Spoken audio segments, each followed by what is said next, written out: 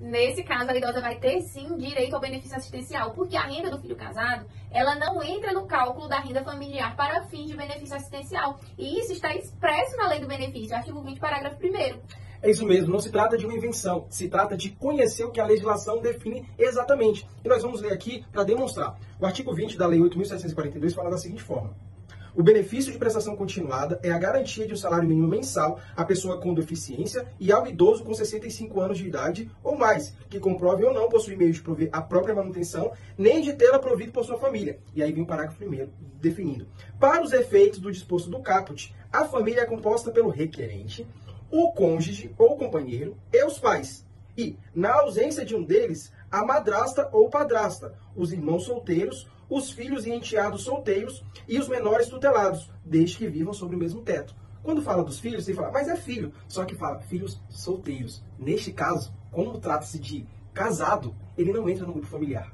Veja só, o legislador, quando fala, ele fala filho solteiro. Não é só filho. Filho solteiro não é filho casado, não é divorciado. Cabe a nós, advogados, utilizar a lei da maneira mais benéfica para o nosso cliente. E uma coisa curiosa, doutor, é que lá no artigo 20, quando fala não ter condições de prover o seu próprio sustento ou tê-lo provido por alguém da sua família, um dia desses, uma pessoa da área jurídica comentou no nosso vídeo falando, mas não vai conseguir o benefício, porque se tem um filho que consegue prover o sustento, não tem direito. E não é bem assim que funciona.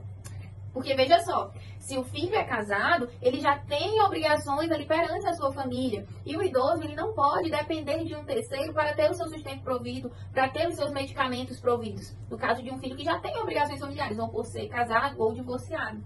E aí quem respondeu depende pode falar, sim, mas nós temos que ir ao judiciário e relativizar isso. Não, é expresso, é positivado, está lá, a lei está constando isso. Então o que você deve fazer é demonstrar na via administrativa que a legislação se encaixa com o caso concreto. E aí você demonstra de forma objetiva que o direito está posto e ele deve ser concedido. E essa é a importância de um processo administrativo bem feito, porque você pode conseguir o benefício do seu cliente em 1 mês, 2 meses, 3, 4 meses, sem depender de um processo judicial, porque você demonstrou ali para o servidor do INSS que você tem o conhecimento da legislação.